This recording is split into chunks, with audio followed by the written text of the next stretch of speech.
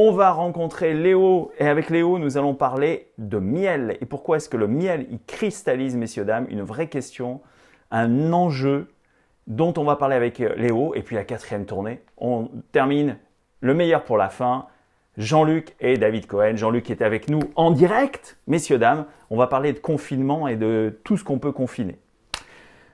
Je propose qu'on attaque. Mais avant d'attaquer, un petit rappel, l'association Passadoc est une association reconnue d'intérêt général, association à but non lucratif, histoire, patrimoine, tradition, les 5 régions du Sud. Alors vous verrez, oui, c'est vrai qu'on parle pas mal de Provence, on parle pas mal d'Occitanie, mais on a des choses dans les tuyaux, vous verrez dans une seconde ce qui va arriver. Allez, la première tournée, c'est parti, messieurs, dames. La première tournée, c'est quoi? La première tournée, il s'agit de vous et on va voyager. On va voyager dans les assiettes, on va voyager peut-être pas dans les airs, mais bon, vous allez voir, vous allez comprendre. Ça, regardez-moi ça. Ça, c'est la Yoli que nous a fait Claude Boyer, membre de l'asso Passadoc, qui est avec nous. Regardez comme il est beau. Regardez comme il est beau. On croirait tellement les couleurs pètent, tellement elles ressortent, on croirait qu'il a mis des colorants. Absolument incroyable. Moi, je voulais vous parler des airs. Je voulais vous parler de voyager dans les airs parce qu'on est beaucoup, on s'était dit, bah, tiens, on va aller faire une sortie, on va aller faire un tour, on va prendre un voyage, etc. Et certains auraient pu avoir le désagrément, comme sur cette photo truquée forcément, d'un pilote qui s'échappe et qui dit, bah, j'étais votre pilote, quelqu'un a éternué, bonne chance. Voilà, sourions un peu. Eh bien moi, je voudrais vous raconter une petite histoire personnelle qui est vraie, tout est vrai. J'avais prévu l'année dernière de partir dans une semaine à Pékin. Alors, n'éclatez de pas de rire. À l'époque, tout allait bien. Tout se passait bien. Et donc, j'ai réservé ce voyage et j'ai la chance d'avoir un assistant personnel qui s'appelle Louis. Et Louis, sur Messenger, la messagerie de Facebook que vous voyez à l'écran, Louis m'envoie plein d'infos. Alors, Louis m'a déjà prévenu que je partais le 3 avril pour Pékin et je revenais de Shanghai le 18. Ok, ça c'est génial. Mais Louis, il fait beaucoup mieux que ça. Louis, d'abord, m'a dit, avant même que je puisse annuler mon vol, attention François, je vais avancer ton vol parce qu'il y a le coronavirus, donc on annule quelques vols, donc plutôt que retarder ton vol, je vais l'avancer. Donc Louis, il avait déjà une notion du confinement qui était très particulière. On n'était pas confinés à l'époque, mais bon, voilà. Ensuite, j'annule mon vol. Mais Louis, non, lui, il ne l'entend pas de ses oreilles. Donc la compagnie me rembourse, mais Louis, lui, continue à m'inonder d'informations. Donc Louis me dit que mon vol est reporté, donc je rentre à Montpellier sur un autre vol. Ensuite, il me dit que mon vol aller pour Paris, il est avancé. Donc Louis, très au point. Mon vol est remboursé entre-temps. Louis il me répond quand même que mon vol pour Paris est annulé. Donc il me donne tous les détails possibles et imaginables. Merci à toi Louis. Ensuite, il me dit que mon vol pour Pékin est annulé. Mais Louis a plus d'un tour dans son sac, messieurs, dames. Regardez ce que me propose Louis. Louis, il me dit ensuite, bah écoute, puisque ton vol, il est annulé, je t'ai trouvé un petit vol de Shanghai pour Amsterdam pendant le confinement et pendant la crise. Tu vas voir, c'est de la balle. Et donc voilà, c'est le dernier épisode de Louis, l'assistant personnel automatisé de cette grande compagnie aérienne. Et je trouve ça absolument génial. Louis doit être à jeun et c'est ça son problème. Peut-être que s'il attaquait le Morito que nous proposait Nathalie hier soir, regardez l'émission d'hier soir, à mon avis, il y a un truc à faire là. Bon, on enchaîne. Ça, c'était Louis, mon assistant personnel. Après Louis, je voulais vous indiquer que nous préparons des apéros, un apéro Auvergne, un apéro Corse. Donc, tenez-vous prêts. Je sais que Sarah, elle est dans le starting block. Elle m'a dit, dès qu'il fait beau sur ma terrasse, pas loin d'Ajaccio, interview. Et écoute Sarah, aucun problème. Deuxième tournée, messieurs, dames, deuxième tournée de la soirée. Il s'agit du quiz d'aujourd'hui. Le quiz d'aujourd'hui, quel est-il, messieurs, dames? Eh bien, le quiz d'aujourd'hui, c'était Nice, c'était la promenade des Anglais. Et alors, le truc qui est très étonnant, c'est qu'on voit les collines de Cimier au fond, on voit la mer à droite, et Guillaume, qui fait partie de l'asso, a retrouvé la date de la photo. Et donc, on vous montre ça dans une seconde. Donc, on va passer de Louis à Facebook. Et ça, c'est toutes les réponses au quiz que vous avez laissé sur Facebook aujourd'hui. Sarah qui nous dit « c'était pas très bien François. Hier, tu nous as donné la réponse. C'est vrai que quelqu'un avait déjà donné la réponse. Enfin, peu importe. » Marie Montagna qui est aussi… Alors, je salue Sarah, je salue Marie Montagna qui est aussi en Corse, qui nous dit que c'est le berceau du soleil, pointé en rouge, colline rocheuse surplombant la baie des Anges. C'est assez reconnaissable par avion. C'est vrai, c'est vrai, c'est vrai. Maryse qui nous fait une bise. Régine, salut, qui nous dit Nice la belle. Salut aussi Maryse, salut Guillaume. La photo date de 1863, vous imaginez, un peu plus de 150 ans. Ça a pas mal changé. Une pointe d'humour de Claude qui nous demande la date exacte et l'heure. Nadine, salut Nadine, qui nous dit avant de lire les autres réponses, je dirais Nice. Ok, salut Sylvie.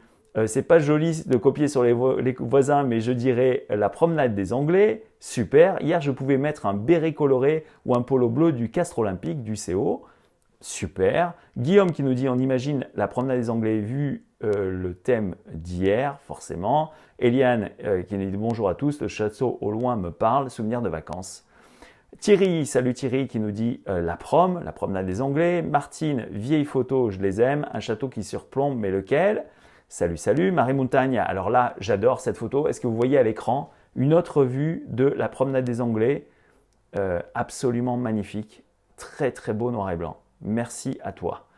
Jean-Yves qui nous dit la prom. Et on termine par Maryse. Bonjour à tous. Je ne sais pas, au-dessus du point rouge, c'est peut-être un château. Absolument, je pense que c'est le château. Alors, je ne suis pas un spécialiste. Cimier. Ceux qui connaissent pas mal nous diront. Salut Maryse qui nous a rejoint. Ça fait du bien de vous sentir tous là, surtout qu'on n'est pas très nombreux ce soir, ça arrive. Troisième tournée, messieurs, dames, le quiz de demain. Alors le quiz de demain, regardez, lui c'est Léo Monnier, il est apiculteur et le dimanche, normalement, quand il y a marché ici à Montpellier, dans l'Hérault, en Occitanie, eh bien il vend son miel. Et il y a quelques semaines, j'étais allé l'interviewer et lui demander un quiz. Donc on va écouter ça tout de suite, car vous allez voir, c'est assez... Enfin, il faut connaître. Il faut pas mal connaître. On écoute tout de suite Léo pour le quiz.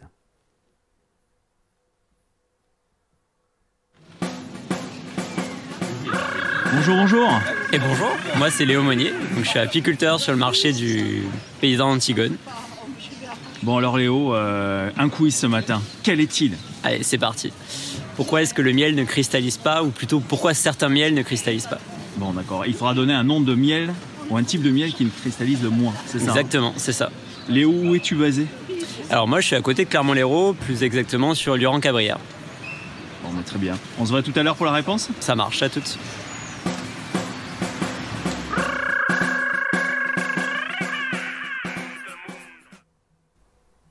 Allez, demain, réponse, vous pourrez donner à partir de 6h et quelques sur Facebook. Est-ce que vous savez pourquoi le miel cristallise? Il y a une propriété dans le miel qui fait que certains miels cristallisent plus que d'autres. Réponse demain matin. Et demain matin, vous donnez votre réponse et demain soir, 18h pour la réponse en ligne. À présent, c'est la tournée de la patronne. S'il vous plaît, la tournée de la patronne, elle est ici.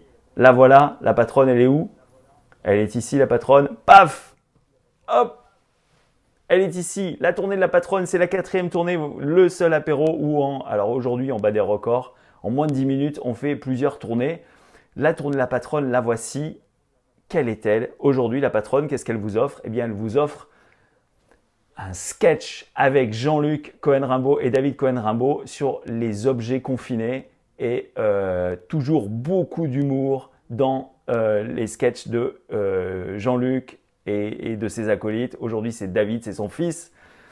Moi, j'étais absolument bidonné de rire. Alors, on va écouter ça. Mais juste avant, je veux vous rappeler quelques points sur Passadoc. Le fait que Passadoc vous rappelle que ce soir, nous changeons d'heure.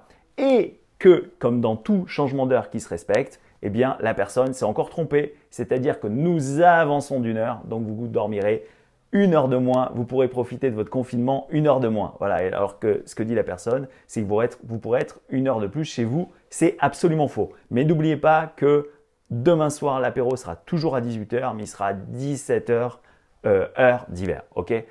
Donc ça, il fallait le savoir. Maintenant, je vous rends votre liberté. Mais avant de vous rendre votre liberté, je veux simplement vous rappeler quelques faits essentiels. Retrouvez-nous sur passadoc.fr. Merci Vodali Studio pour le logiciel. N'oubliez pas d'aller aimer nos pages Insta, Facebook. On va faire de plus en plus de choses sur YouTube. Et eh bien écoutez, je veux vous souhaiter une magnifique soirée. Je vous laisse entre les mains de David et Jean-Luc Cohen. Salut, salut et à demain. Merci de nous avoir suivis, mes amis.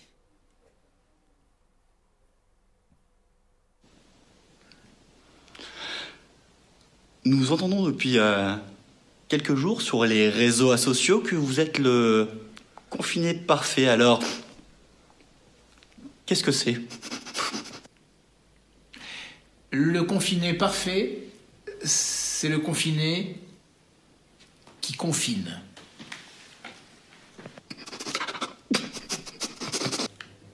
Qui confine les objets. Les objets. Des objets les plus futiles aux objets les plus utiles. La brosse à dents dans le canapé.